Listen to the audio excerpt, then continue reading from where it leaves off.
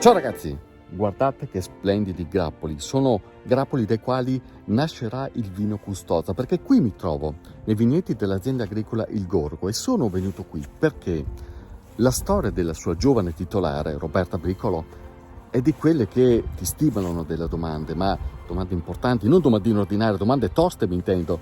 Ad esempio, che cosa vuol dire scommettere con il proprio futuro?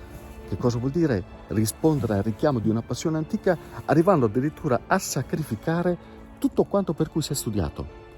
Cosa vuol dire fare delle scelte importanti che possono determinare il futuro di un'azienda ricevuta in eredità, ma fino a un certo punto? E oltre a tutto questo essere anche testimonial della propria terra, della propria casa e dei propri prodotti. E soprattutto che cosa significa portare avanti tutto questo anche quando a un certo punto della tua vita ti ritrovi da solo. Ma tu nasci vignaiola? Assolutamente no. Diciamo che la mia storia è un po' quella di tanti altri, se vogliamo, che hanno avuto bisogno di allontanarsi dal proprio luogo di origine per apprezzarlo davvero fino in fondo. Perché sai, quando ero adolescente, a 18 anni, Custozza mi era proprio stretta e ho chiesto e ho avuto la libertà di formarmi, di studiare e di viaggiare in altri luoghi. E considera, mi sono laureata, ho esercitato la pratica forense in uno studio, ho passato l'esame d'avvocato e parallelamente facevo corsi di magistratura. Pertanto mi piaceva, ero appassionata, davvero mi sono sentita in quel mondo e mi ha dato tanto, anche ad oggi è estremamente utile professionalmente, ma poi c'era sempre qualcosa di irrisolto, qualcosa come una malinconia, un sottofondo che non mi appagava fino in fondo.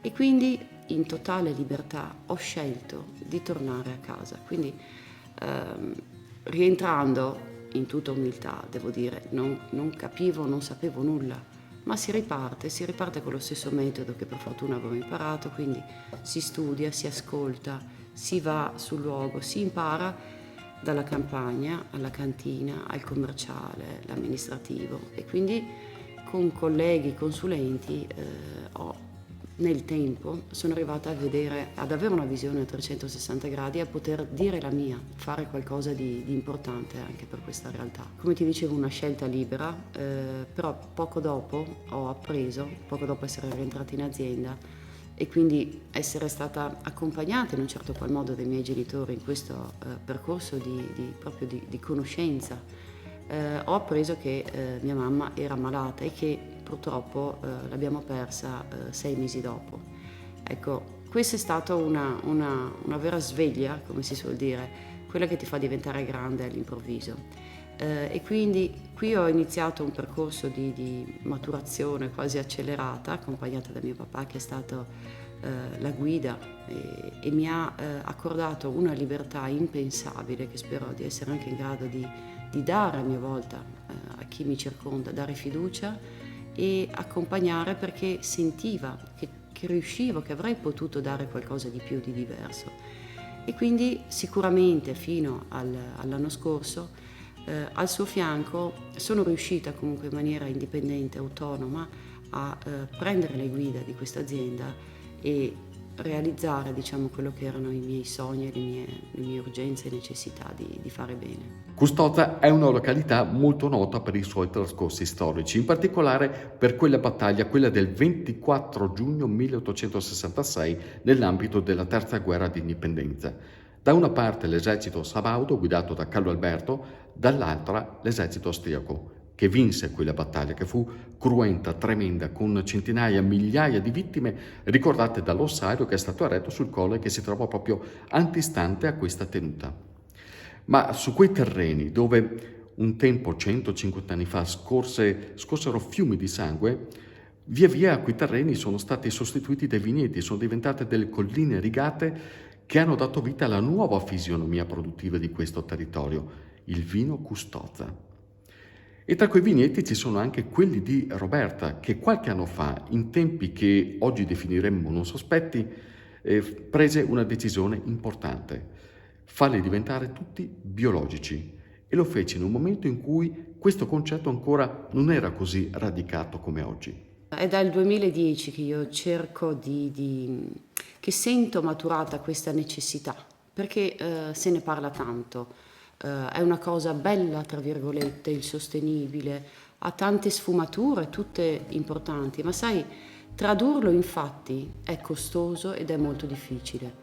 Fortunatamente la mia famiglia e il team con cui lavoro ha avuto la stessa prontezza di risposta rispetto a un'urgenza che io vedevo. È necessario fare certe scelte, a mio avviso, e quindi iniziare dalla propria realtà per attuare.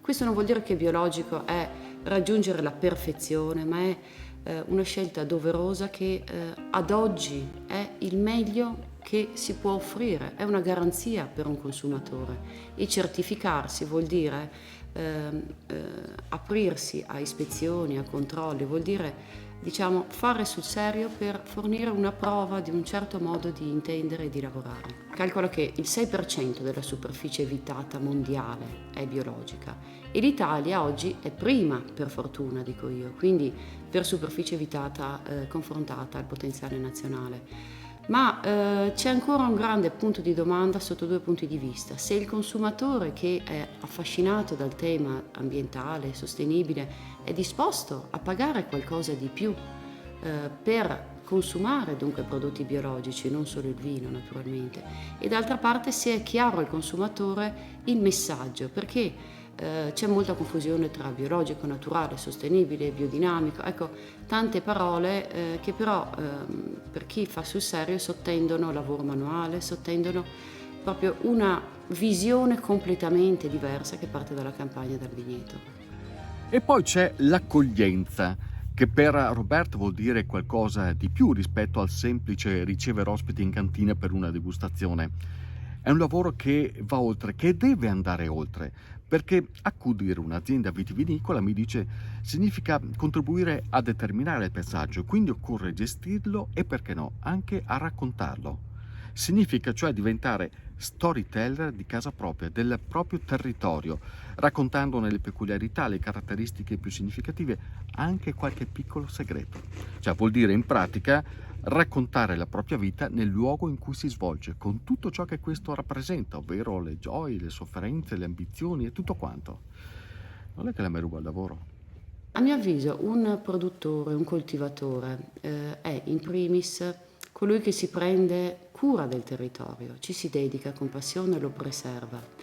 D'altra parte, secondo me, dobbiamo anche capire che siamo diventati come degli ambasciatori della cultura rurale, quella fatta di quelle storie, di quelle tradizioni, di quel sentire, perché il vino è fatto anche di questa umanità che sta dietro il lavoro.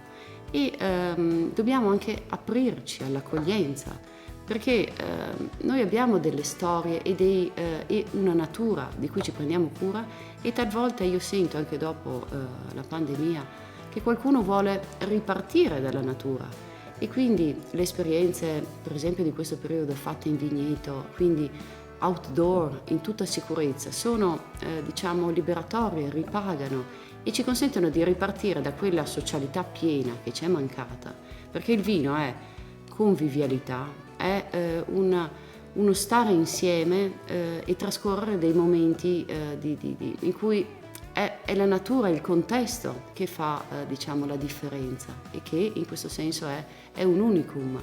Anche qui, anche a Custozza, il territorio è meraviglioso e a mio avviso occorre proprio collaborare trasversalmente per offrire la migliore esperienza possibile anche in questi luoghi. E c'è un vino che da sempre caratterizza la vita di Roberta, che è il San Michelin, che già il nome è simpatico, però è qualcosa di più, vero Roberta? Assolutamente. San Michelin è il vino che abbiamo nel cuore, che coltiviamo, siamo a campagna, una vigna vecchia.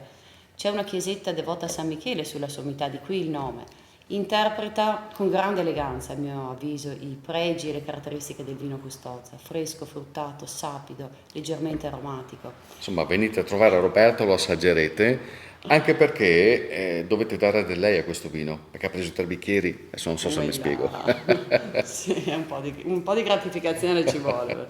Grazie Salute, Roberta, allora. cin cin. A tutti, grazie. Tutti i video che faccio è la prima volta che chi mi ospita e mi offre direttamente il bicchiere. Mi tocca sempre domandarlo, vero? Salute, grazie Salute Roberta. a te.